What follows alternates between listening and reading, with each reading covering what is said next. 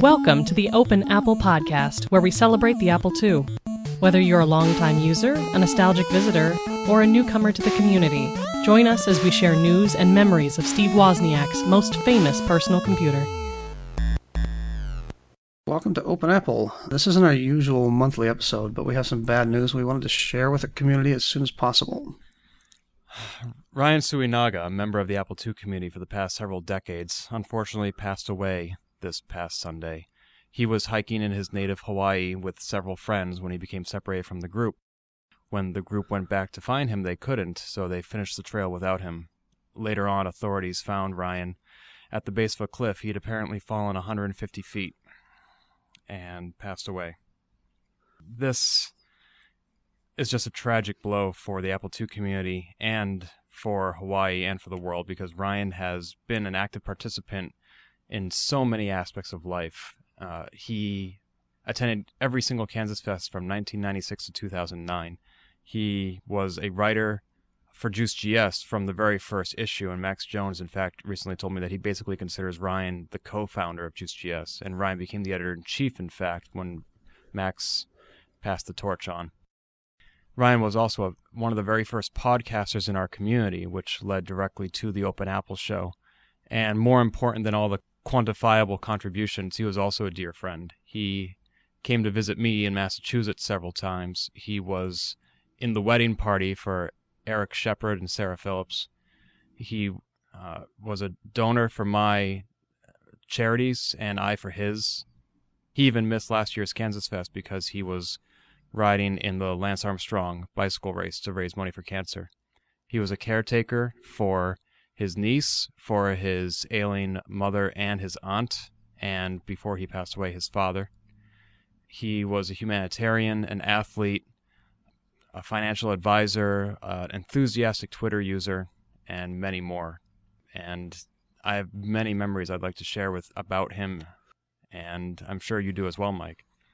I didn't know Ryan, I think, as well as you or some of the other community members did. I only saw him face-to-face at Kansas Fest, but the few times that I did see him, it was always a really good experience. I showed up to my first Kansas Fest in 2005, and at the time, I hadn't met any other Apple II users, hobbyists, face-to-face. So I'm moving my stuff in. I don't know anybody, and I'm not much of a people person anyway. But he came right up and introduced himself to me, and really made me feel a lot more comfortable about having come there, because at first I didn't even know if I was going to stay for the whole week. Yeah, I met Ryan for the first time in person at my first Kansas Fest, which was 1998.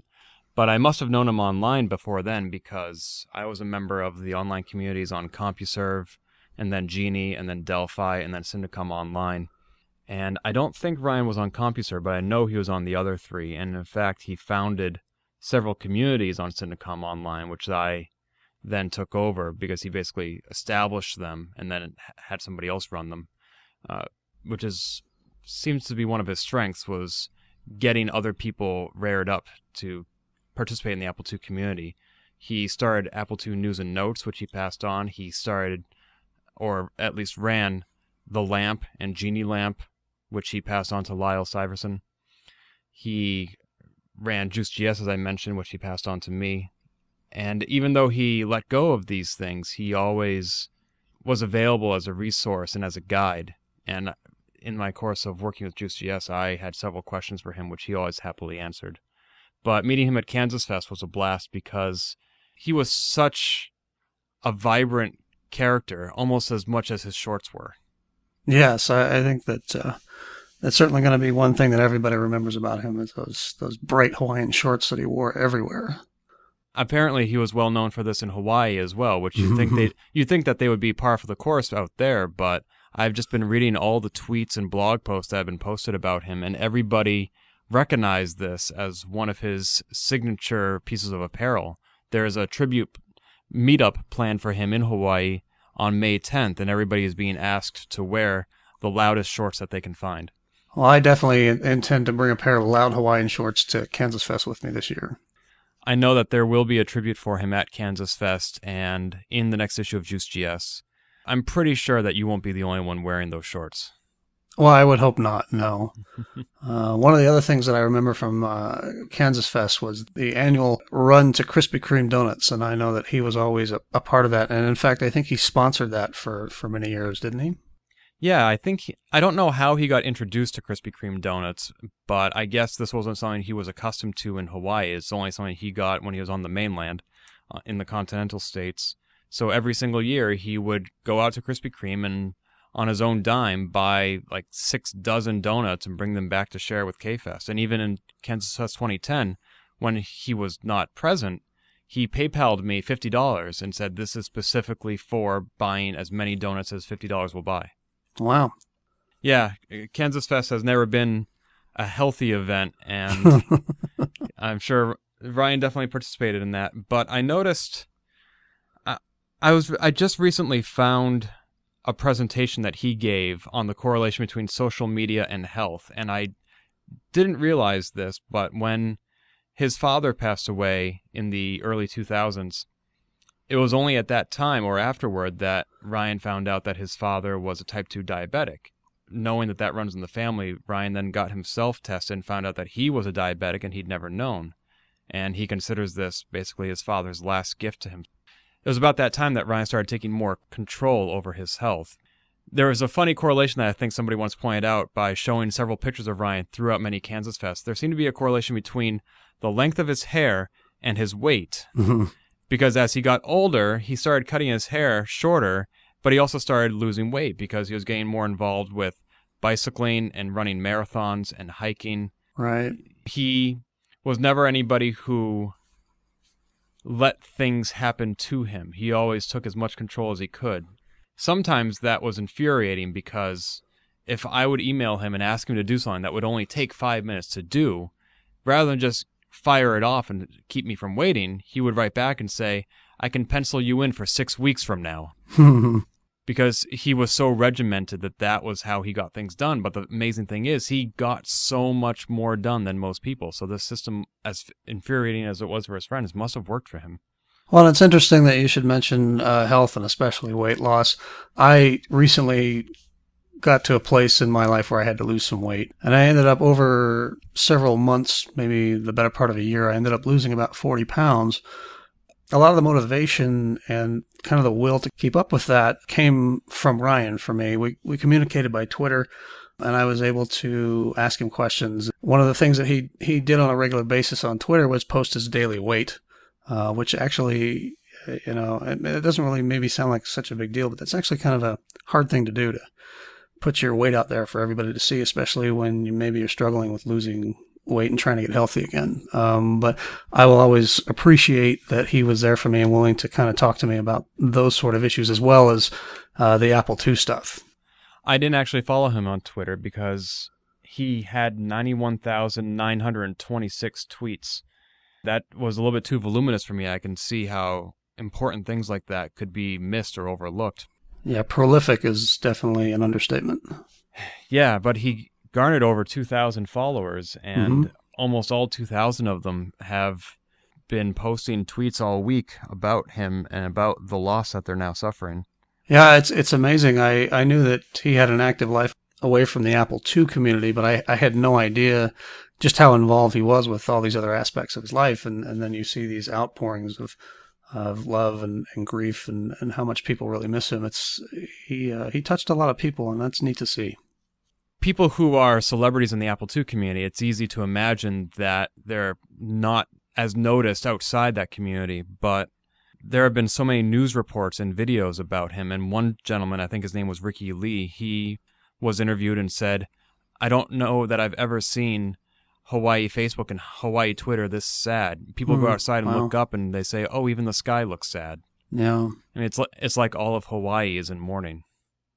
It's kind of interesting. I was as we were talking here, I'm looking at Ryan's LiveJournal webpage. And the final entry is from April 18th. It just says, can't catch my breath and life keeps spinning. Just last week, he tweeted that he was going hiking on this trail, and one of his friends tweeted back, that trail isn't for novices. And Ryan tweeted back, I hope I don't die. And even just a few days before that, he was saying that one of his life goals is to leave 10% of his estate to a scholarship for Hawaiian Buddhists who want to study social work, because he was in life a social worker, and apparently such a good one that he was very much in demand. Yeah, he tweeted quite a bit about his caseload, not the specific people, of course, but just how in demand he sometimes felt. Seemed to be kind of overwhelming at times. And nobody can replace Ryan, but I hope that scholarship comes to pass and that whoever's organizing it is able to raise the money necessary to make it happen. Yeah, that would be neat to see. He interviewed me once for A2 Unplugged. It was for the Computist scans, actually. And that was kind of my first experience with podcasting in general, and then with the Apple II podcast.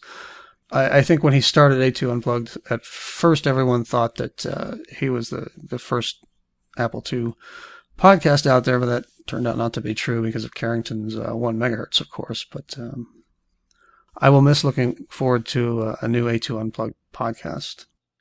Yeah, Carrington wrote on the Kansas Fest list that he got to meet Ryan one time at the only Kansas Fest that Carrington attended, and, quote, "I thought he was an absolute delight," which he was. It was funny that when you talk to Ryan online, he could come across as very stoic because he was always being pulled in so many different directions when he was at home. But then he would come to visit me in Massachusetts, or we would actually travel to Omaha together to visit Dane Nieder, or we would go to Kansas Fest. And Ryan was just up all day and all night, hanging out with his friends, tweeting away, and he had this distinctive laugh that you could hear a mile away that just made you laugh. He had this strange dichotomy when it comes to his standards. He once told me that he basically does his best on something and then puts it out there, and there's no sense going back and trying to change it or improve it because he's already done his best. And yet at the same time, he would say something that exists is better than something that doesn't. And so if anybody had a complaint about the quality of something he had done, he would just say, well, it's better than if I hadn't done it at all. His A2 Unplugged podcast, to this day, is still the most prolific Apple II podcast there is. 1 megahertz has reached only 13 episodes. Open Apple has reached only 3 episodes. And Ryan, over the course of 5 years, did 36 episodes. Some of them, the audio quality wasn't always the best, and we would certainly enjoy the content and the variety and the people that he would bring on board, like you and me and Sheppy and Max Jones, at the same time that we thought, what could be done differently? And I think, to a degree, that is what inspired at least my participation in this podcast, was knowing that there was something out there to live up to and also to be inspired to even improve upon, because Ryan wasn't perfect. Nobody was, but he just set so many different standards for people to live up to, and he left room for them to grow and be their own person and do their own thing in their own way. Right, yeah, and in fact, it was sort of a similar inspiration for me to go to my first Kansas Fest in 2005, and I'm paraphrasing here because I don't have his quote in front of me, but basically he said, there won't always be a Kansas Fest, so get there. That is, you just took the words out of my mouth, because that is exactly what inspired me to go to my first Kansas Fest. People put it off and they say, I'll go next year, maybe next year. And that used to be my excuse. And then one day on Genie, Ryan wrote, "This is a convention for a computer that Apple has canceled. We're not attracting new members. Right. There won't always be a Kansas Fest." And I realized he was right, and I needed to go while I still could. So I went when I was 19 years old in 1998, and most of the people that I met there knew me from online because I was a member of the community. But going as such a young person to a place of people I'd never met in person was a little bit intimidating, but people like Ryan and Cindy Adams and Max Jones and Eric Shepard were all just so warm and kind and welcoming that it took me almost no time at all to get involved, because they saw that I was somebody who was genuinely enthusiastic about the community, and they kept finding opportunities for me to participate. I didn't have to. Actually, they wouldn't let me just sit back and be quiet. They kept pulling me in, and if it weren't for that active initiative on their part, I don't know that I ever would have taken it on my own. Active participation, I think, is something that Ryan really promoted in everything. He used to say that if you're a programmer and you come to Kansas Fest and you don't have something to show, then you suck. He inspired many K-Festers to come to Kansas Fest with programs, and I think that the level of output at Kansas Fest might have been slightly diminished if it weren't for that jocular challenge that Ryan issued. Yeah, well, I definitely know that Kansas Fest this year is going to be a little bit quieter without that laugh. Mm-hmm. I remember at one Kansas Fest, we were waiting for a table at KC Masterpiece, and I was standing outside with Sarah Shepard, Eric Shepard's or Sheppy's wife, and she was talking to me about the different generations of Apple II users, which she had apparently thought of and I never had. There are people who started using the Apple II when it was brand new in the 70s and the 80s, people like Mark Simonson and Bert Kersey, who are getting older, and people like Silas Warner, who we're losing. She said that's the first generation of Apple II users. Then there are people like you, Ken, or my husband Eric, or Jeff Weiss, or Ryan, who are the next generation of Apple II users, and they're going to be the ones who pick up the torch from these pioneers and keep it burning for decades to come. And as we progress through those decades and we start to lose that first generation of Apple II users, like we lost Joe Cohn last year, that is a tragedy, but it's not entirely an unexpected one because people do get old, unfortunately. To have somebody like Ryan, who just turned 44 this past January, pass away is not the way things are supposed to be. No, that's definitely it's a hard blow to take, and we lost Gary Utter back in 2001, I think, and I had never met Gary and I didn't know him, and then we lost Joe Cohn last year, and I had never met Joe personally, and I'd only purchased some software from him through Shareware Solutions 2. And so those affected me, but nothing on the level that I'm feeling with Ryan, because Ryan I knew personally, and again, I wasn't as close to him as some other Apple II users were, but this hurts a lot, and I don't think it's going to stop hurting for a while. Yeah, we actually lost Gary in 2004, and I was one of the few people from the active Apple II community who was able to attend his funeral and see his wife Sue there. Ryan put Gary on the cover of JuiceGS and wrote a tribute to him, and he invited many of us to do so, and I participated in that. And when I got the news that Ryan passed away, I realized I would need to put together a JuiceGS tribute for Ryan. And I started thinking about who were his friends, who knew him best, who was closest to him, who would have something thoughtful and meaningful to say.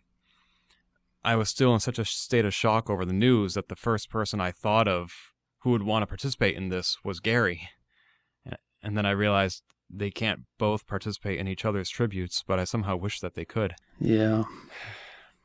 But yes, Kansas Fest will be a very different event this year, but I hope that his presence will be felt as much as his absence will be this year. I think so, yeah.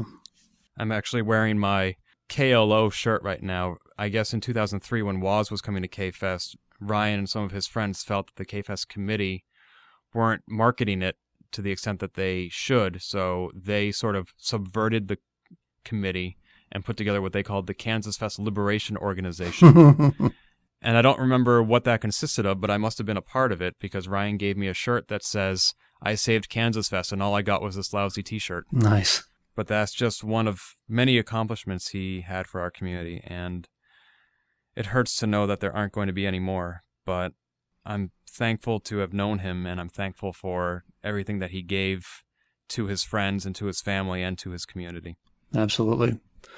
I'm reading, as you're talking, there's a tribute that's going to be held for Ryan on May 10th. Now, this is going to be in Hawaii, I guess.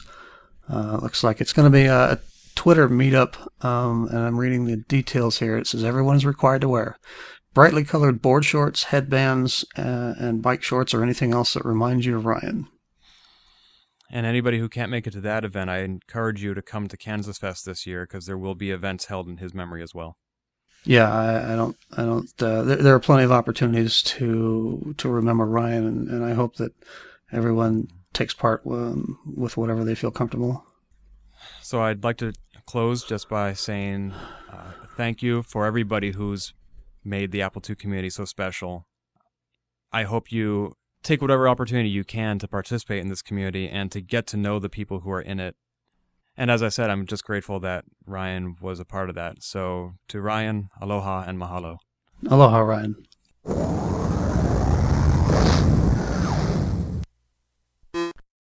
My best to you folks. Apple II forever. Kansas Fest forever. Malama pono, hui ho, and aloha. Ryan Suenaga, E2 Unplugged, Ryan's Apple Software. Good luck, guys. Bye.